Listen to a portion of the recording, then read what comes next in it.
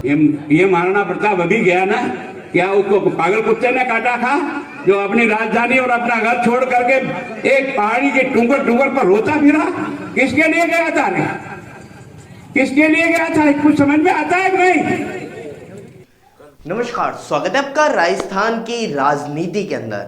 तो आज मैं आप सभी को राजस्थान की राजनीति के अंदर चल रहे गर्मा गर्म मुद्दे से अवगत करवाने जा रहा हूं, जिसके अंतर्गत आप सभी को बता दूं कि नेता प्रतिपक्ष गुलाब चंद कटारिया जो बीजेपी से हैं, उन्होंने अपने ही बयानों के अंदर फंसते हुए नजर आ रहे हैं। जी हां, उन्होंने महाराणा प्रताप को लेकर के एक बयान दिया था और उसी बयान के पीछे अब यह विवाद लगातार बढ़ता हुआ जा रहा है। आप सभी को बता दूं कि इस बयान के दौरान अब राजसमंद के अंदर बीजेपी का जीतना भी मुश्किल माना जा रहा है।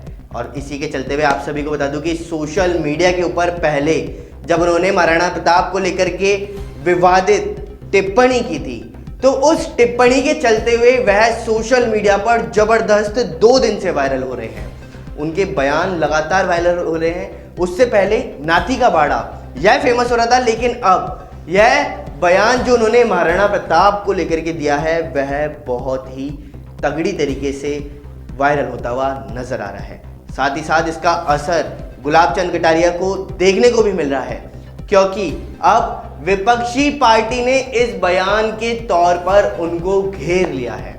और कांग्रेस ने, विपक्षी पार्टी कांग्रेस ही है, और कांग्रेस ने जब उन्हें घेरा तो उनको इस पर माफ़ी भी मांगनी पड़ी है। उन्होंने अपना एक और बयान जारी करके उस महाराणा प्रताप पर जो टिप्पणी की गई थी उसके संदर्भ में और भी बहुत कुछ कहा है, जो हम आप सभी को दर्शाने वाले हैं। लेकिन उससे पहले मैं आप सभी को बता दूं कि कांग्रेस के प्रदेशाध्यक्ष गोविंद सिंह डोटासरा, उन्होंने गुलाब चंद कटारिया को घेर लिया है। उन्होंने कहा है कि गुलाब चंद कटारिया की पहले किरण माहेश्वरी से बिल्कुल भी नहीं बनती थी, और अब किरण माहेश्वरी की जगह उनकी बेटी जो दीप्ति माहेश्वरी हैं वह चुनावी मैदान में उतरी हैं।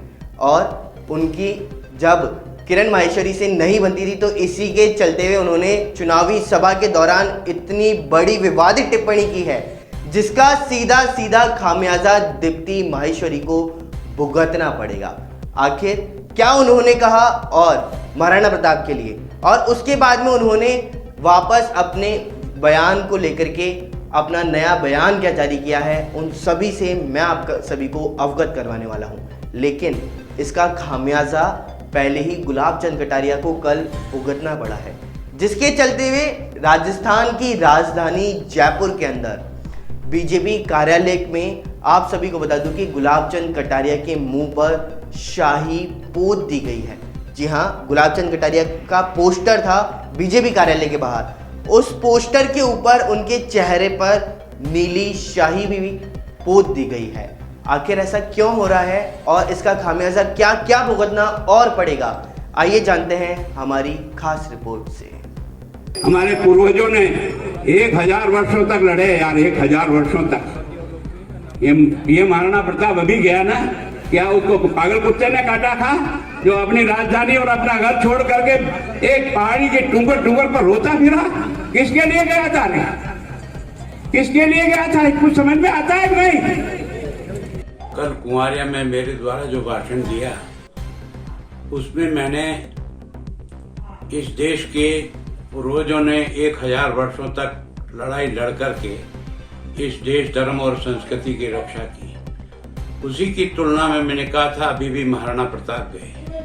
और महाराणा प्रताप ने जिस प्रकार से एक एक जंगल जंगल की खास जानी, राज छोड़ा, सब सुख और वैभव छोड़े, मेरे द्वारा शब्द प्रयोग हुआ कि ऐसा कोई पागलपन उनको नहीं जो कोई कुत्ते के काटने से पैदा हुआ।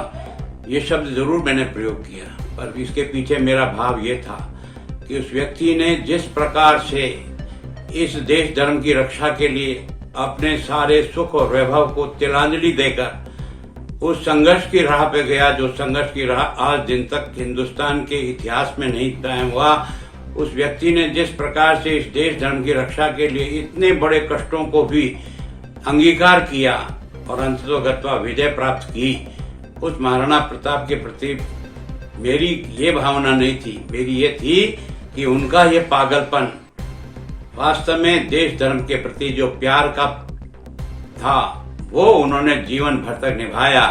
और मैं उनसे बंधुओं से भी निवेदन करना चाहता हूँ, मैं जब से राजनीति में हूँ, मेवाड़ कॉम्प्लेक्स की इस धारणा को, देश आजाद हुआ तो 47 में हो गया, पर पहली बार विधायक बनने के बाद 78 में प्रताप के जीवन से सार्थक करने के लिए, चाहे वो कुंभलगढ़ हो, चाहे वो गोकुंदा हो, चाहे वो हल्दी घाटी हो, चाहे चावंड हो, इसके विकास का अगर सूत्रधार प्रारंभ करने का प्रयास किया तो मेरे आग्रह पर भैरव सिंह शेखावत ने पहली बार मनाया। और मैं तो आज दिन तक प्रताप जयंती के दिन आप सब लोगों के साथ जिस तरह से, जिस उत्साह से, जिस पूरी मनोयोग से, और मैंने पूरी नगर परिषद जिसमें मेरा बोर्ड था उसको इन्वॉल्व करते हुए, सारा खर्चा नगर परिषद की तरफ से भी वहन करते हुए हमने महाराणा प्रताप के जीवन को लोगों के बीच में ले जाने का प्रयास किया।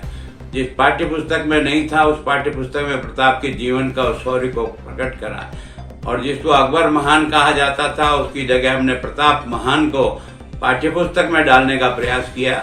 हमारे मन में उस महाराणा प्रताप के प्रति अनन्य श्रद्धा थी, है और रहेगी।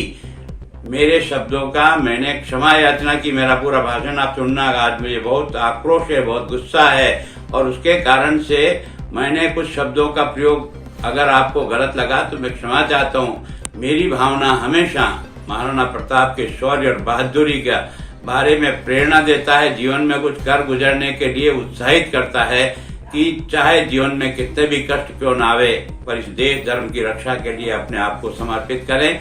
इस भावना के साथ मैंने कहा है। अगर किसी को इन शब्दों के कारण से कोई अटपटा, क्षमा मांगता हूँ, मुझे इसमें कोई अहंकार है कि नहीं, क्षमा नहीं मांगूंगा। मैं सब ऐसे महापुरुष जिसने वास्तव में अभी अभी जो गया है और जिसने हिंदुस्तान की इस अस्तित्व को बचाया है, इस मेवाड़ की धरा ने आज इस जहां हम हैं और आज जो हमारे देवी देवता और भगवान जहां हैं, उन सब को बचाने के लिए जो परिश्रम और जो संघर्ष उस व्यक्ति ने किया उसके प्रति नमन है मेरा। और मेरी भावना को ठीक प्रकार से पूरा समझें और फिर उसके ऊपर किसी प्रकार की बात कहें तो बहुत अच्छा लगेगा।